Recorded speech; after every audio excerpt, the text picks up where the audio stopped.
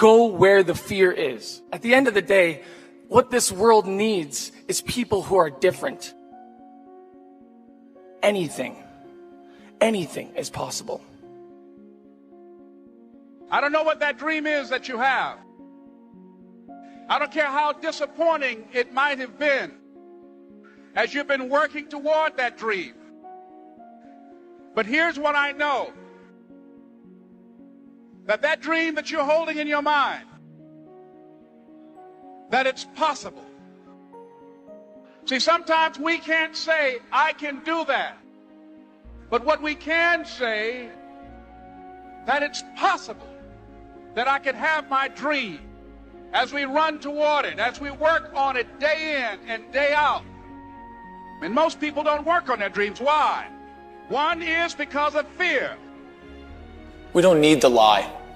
We don't need the bravado or the charade. People have fear.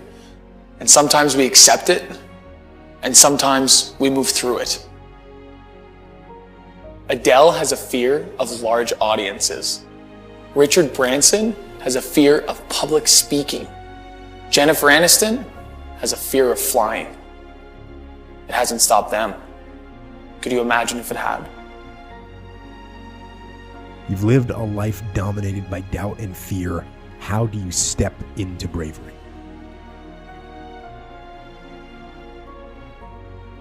Step. That's how you step into bravery. Take the step. Step aggressively towards your fear. And that step towards your fear is the step into bravery. Because we're scared of what we don't know. And there's only one way to learn and to know, and that is to confront that fear. You have to step, you have to go. And this simple action, this simple attitude, it answers so many questions. So many questions. How do you get to the gym every day? You step. You go. How do you change your diet? You step. You go. How do you overcome fear of failure or fear of success or fear of fear itself? You step. Then how do you face the fear of the unknown? You step. Don't wait anymore. Don't think anymore. Don't plan anymore. But I don't negotiate with my mind. I run this in my heart and soul. I don't let the brain run. I use my brain. I don't let my brain use me. The easiest way to deal with the fear of failure is to be more fearful of not taking action, to be more fearful of settling for a life that is far below what you deserve and what you desire. Everybody has a place where they get fearful. It's just the human mind, it's there. It's not that you're not going to be fearful. I think what it really is just, again, training yourself to say, I can be fearful and I can do it anyway. I don't have to get rid of the fear. I just have to dance with it. I have to use the energy of it to move myself forward. And I found in the early days, I used to, when I was trying to make a decision, I would do what I called my rocking chair test. I took a helicopter ride one time. We're flying straight across all the people, bumper to bumper, no stop. This is the way to live. What would it take to, learn how to fly a helicopter? Money, time, energy, where am I going to fit all this in? What would life be like? I'm 85 years old, I'm in my rocking chair, and I flew helicopters, and I took my friends and family, took the doors off, and we screamed down on the water. And we lived this life where you could go wherever you want the way you want. It was like, wow. I looked at what that life would be, felt it felt incredible. And what if you never learn? What if you come up with all these fears? I don't have time, I don't have the money, I don't know if I can do it, I don't know if I can master it. And you let the fears dominate me, and I never learned to fly a helicopter, and I'm 85 in my rocking chair, and I look back on my life and I missed out on all that. But the fastest way to deal with fear is do it anyway. You don't have to feel good to do stuff. That's an illusion. Make yourself do it. What I've trained my brain is when I say do it, we do it. Doesn't matter if it feels good. Doesn't matter if it's too cold. Doesn't matter if I don't feel like. Doesn't matter if I'm fearful. I do it anyway. And when you train yourself to do it anyway, you have a freedom most people will never have. One of the things you see with people all the time is that maybe they're trying to stumble forward towards their ideal, as poorly defined as it might be. But then they're afraid, right? They're afraid about what they might encounter. And that stops them, because fear does stop people. It freezes you like a prey animal. And so people move ahead, but then they get afraid and then they stop moving ahead. And that's not so good because negative emotion is a really powerful motivator. So we're more motivated by negative emotion than positive emotion. Quantitatively speaking, you can measure that. And that's, I think, because we can only be so happy, but we can really be suffering and dead, you know? So we have to pay more attention to the negative. And that's bad because the negative can stop you. And then in my clinical practice, you know, I often talk to people who are trying to make a difficult life decision, and they're weighing out the costs and the benefits of making the life decision, you know? And one of the things I always talk to them about is, wait a second, that's an incomplete analysis. You have to weigh out the benefits and the costs of doing this. And you have to weigh out the costs and benefits of not doing it. And that's not the same as the zero that you assume that you're starting with, right? Because to not make a decision also has a cost. And sometimes the cost of not making a decision is far worse than the cost of making a decision, even if the decision is risky. And so one of the things you can derive from that, and this is very useful, I think, is that this is also, I think, why it's so useful to contemplate your mortality, so to speak, is you're screwed no matter what you do.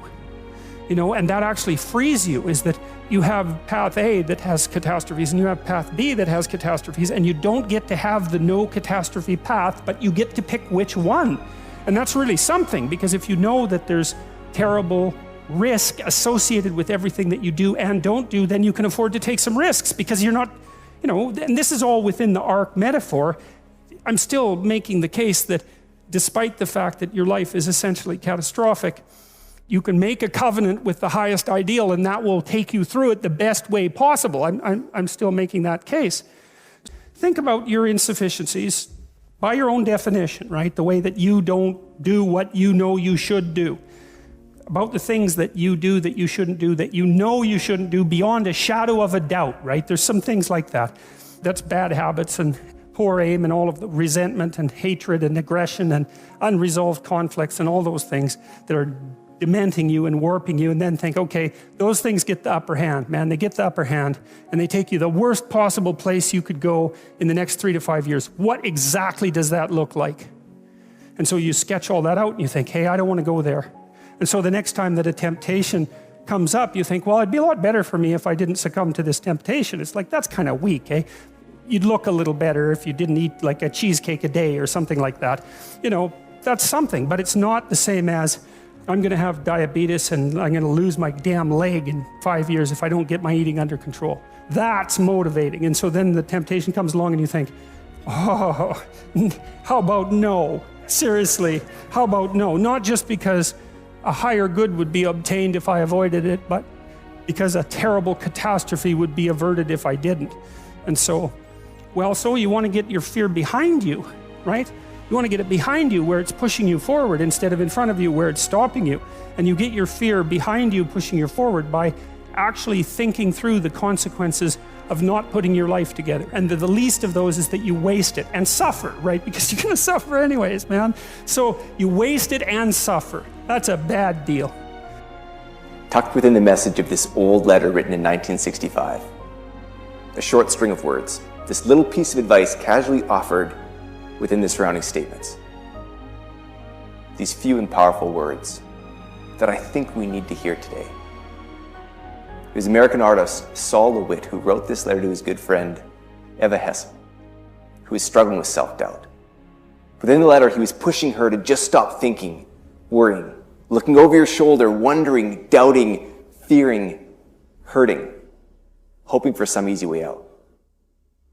He said, stop it and just do.